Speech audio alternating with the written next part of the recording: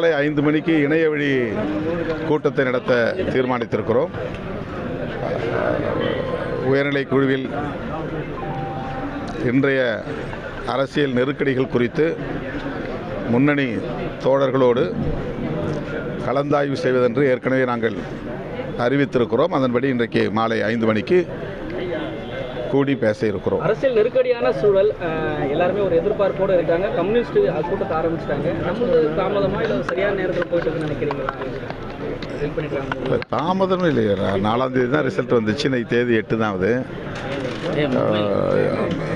ஒரு ஜனநாயக முறைப்படி கட்சியில் கலந்து பேசுவது என்பது வழக்கமான ஒன்றுதான். எந்த ஒரு முடிவாக இருந்தாலும் கட்சி தலைவர் என்கிற முறையில் எனக்கு அதிகாரம் வழங்கப்பட்டிருக்கிறது என்றாலும் கூட அவர்களின் கருத்துக்களை அறிய வேண்டியது, அவர்களின் உணர்வுகளை மதிக்க வேண்டியது என்னுடைய பொறுப்பு, என்னுடைய கடமை.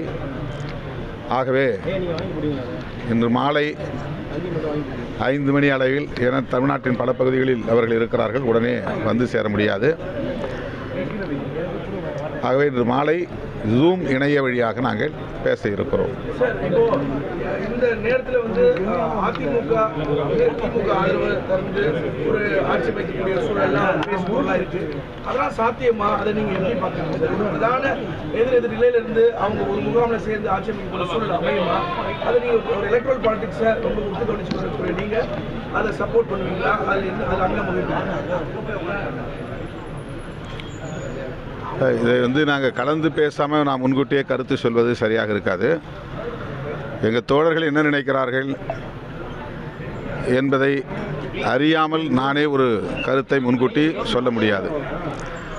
ஆகவே மறுபடியும் சொல்லுகிறேன், உயர்நிலைக்குழு கூட்டம் முடிந்த பிறகு நாளை காலை பிரஸ்ஸை, அதாவது பத்திரிகையாளர்களை முறையாக அழைத்து நாங்கள் பேசுவோம். அதாவது உயர்நிலை குழுவில் எடுக்கிற முடிவை அறிவிப்போம். திமுக தலைவர் ஸ்டாலின் உங்களோட பேசினாரா? ஏன்னா இப்படி ஒரு சூழல் போயிட்டு இருக்கு. அவங்க என்ன சொல்றாங்க? 9 ஆண்டுகளாகவே திமுக கூட்டணி நீங்கள் நீடிச்சுட்டு வரீங்க. அவங்க என்ன கருத்தை வலியுறுத்துறாங்க? நாங்கள் ஏற்கனவே மதசார்பற்ற முற்போக்கு கூட்டணியில் பயணித்துக் கொண்டிருக்கிற நிலையில் அந்த கூட்டணி கட்சிகளை சார்ந்த தலைவர்கள் என்கிற முறையில் திராவிட முன்னேற்ற கழக தலைவர் அண்ணன் தளபதி ஸ்டாலின் அவர்களை சந்தித்து பேசினோம். இந்த கூட்டணி மக்கள் தீர்ப்பை மதிக்கிறது. தவேக தலைவர் ஆட்சி அமைக்க ஒருபோதும் இடையூறாக இருக்க மாட்டோம். மக்களுடைய தீர்ப்புக்கு தலைவணங்க வேண்டியது நம்முடைய கடமை என்பதை அவர் எங்களிடத்தில் மனம் திறந்து சொல்லியிருக்கிறார். அந்த கருத்துக்களை தான் நாங்கள் பகிர்ந்து கொண்டோம். ஆட்சி அமைக்க இடையூறா இருக்க மாட்டோம்னு திமுக தலைவர் தொடர்ந்து சொல்லி வர்றாருன்னு, தாவேக ஆட்சி அமைக்க விடுதலை சிறுத்தைகள் கட்சி ஆதரவாக இருந்தா அதற்கும் இடையூறு தராம இருப்பாரா திமுகவோட தலைவர்? இது ரொம்ப அதீதமான ஒரு யூகமான ஒரு கேள்வி. நான் ஏற்கனவே சொல்லியிருக்கிறேன், நான் என்னுடைய நிலைப்பாட்டை இன்னும் எடுக்கவே இல்லை. எடுக்காத போது நீங்கள் ஒரு யூகமான கேள்வி கேட்பது சரியல்ல. எங்களுடைய முன்னணி தோழர்களோடு கலந்து பேசி அதன் பிறகு நாங்கள் எடுக்கிற முடிவை ஒட்டி நீங்கள் கேள்வி எழுப்பலாம்.